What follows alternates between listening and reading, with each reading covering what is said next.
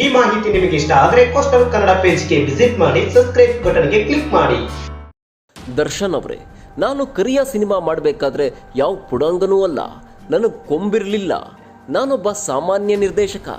ರಾಜ್ಕುಮಾರ್ ಅವರು, ಅಂಬರೀಷ್ ರವರು, ವಿಷ್ಣುವರ್ಧನ್ ರವರು ಹಾಗೂ ರಜನಿಕಾಂತ್ ರವರು ಒಬ್ಬ ಒಳ್ಳೆ ನಿರ್ದೇಶಕ ಅಂತ ಬೆನ್ನು ತಟ್ಟಿದ್ರು. ಇಡೀ ಕರ್ನಾಟಕದ ಜನತೆ ಹರಿಸಿ ಹಾರೈಸಿ ಹ್ಯಾಟ್ರಿಕ್ ನಿರ್ದೇಶಕ ಅಂತ ಬಿರುದು ಕೊಟ್ಟಾಗಲೂ ನನಗೆ ಕೊಂಬು ಬರಲಿಲ್ಲ. ನಾನು ನಂದೇ ಆ ಸ್ಟೈಲ್ನಲ್ಲಿ ಸಿನಿಮಾ ಮಾಡಿಕೊಂಡು ಬಂದವನು. ಸುಮಾರು ನಿರ್ಮಾಪಕರುಗಳು ಹಾಗೂ ನಿಮ್ಮ ಅಭಿಮಾನಿಗಳು ಹಾಗೂ ನನ್ನ ಅಭಿಮಾನಿಗಳು ಪ್ರತಿ ಸಾರಿ ದರ್ಶನ್ ಹಾಗೂ ನಿಮ್ಮ ಕಾಂಬಿನೇಷನ್ನಲ್ಲಿ ಯಾವಾಗ ಚಿತ್ರ ಮಾಡ್ತಾರಂತ ಕೇಳ್ತಾನೇ ಇದ್ರು. ಇದರ ಬಗ್ಗೆ ನಿಮಗೂ ಗೊತ್ತು, ನನಗೂ ಗೊತ್ತು.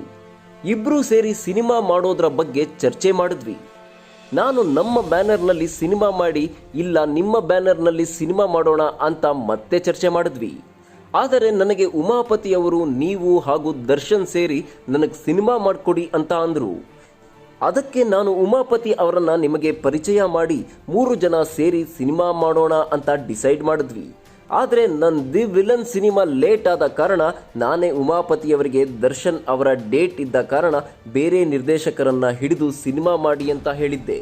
ನನ್ನ ಸಂಭಾವನೆಯನ್ನು ಉಮಾಪತಿಯವರಿಗೆ ವಾಪಸ್ ನೀಡಿ ರಾಬರ್ಟ್ ಸಿನಿಮಾಗೆ ಹಾರೈಸಿದವನು ನಾನು. ಅದೇ ರೀತಿ ರಾಬರ್ಟ್ ಚಿತ್ರ ಹಿಟ್ಟಾಯಿತು. ಎಲ್ಲರ ಹಾಗೆ ನಾನು ಖುಷಿಪಟ್ಟೆ. ಇದ್ರ ಮಧ್ಯ ನನ್ನ ಹೆಸರು ಯಾಕೆ? ದರ್ಶನ್ ಅವರೇ, ನಿರ್ದೇಶಕರು ಯಾವ ಪುಡಾಂಗಿಗಳೂ ಅಲ್ಲ, ಅವರಿಗೆ ಕೊಂಬು ಇರಲ್ಲ. ತೆರೆ ಮೇಲೆ ಒಬ್ಬ ನಟನನ್ನು ಹುಟ್ಟಾಕಿ ಅವನಿಗೆ ಕೊಂಬು ಬರಬೇಕಾದ್ರೆ ನಿರ್ದೇಶಕನ ಶ್ರಮ ಎಷ್ಟಿರುತ್ತೆಂದು ಪ್ರತಿಯೊಬ್ಬ ಕಲಾವಿದರಿಗೂ ಗೊತ್ತು, ಅದು ನಿಮಗೂ ಗೊತ್ತು. ದಯವಿಟ್ಟು ಇನ್ನೊಬ್ಬರ ಬಗ್ಗೆ ಮಾತಾಡಬೇಕಾದ್ರೆ ಯೋಚಿಸಿ ಮಾತಾಡಿ ದರ್ಶನ್ ಅವರೇ. Thank you for your kind words. ದೇವರು ನಿಮಗೆ ಒಳ್ಳೇದು ಮಾಡಲಿ. ಈ ಮಾಹಿತಿ ನಿಮಗೆ ಇಷ್ಟವಾಗಿದ್ದರೆ ಲೈಕ್ ಮಾಡಿ, ಶೇರ್ ಮಾಡಿ, ಹಾಗೆ ನಮ್ಮ ಕೋಸ್ಟಲ್ ಕನ್ನಡ ಯೂಟ್ಯೂಬ್ ಚಾನಲ್ಗೆ ಸಬ್ಸ್ಕ್ರೈಬ್ ಮಾಡಿ.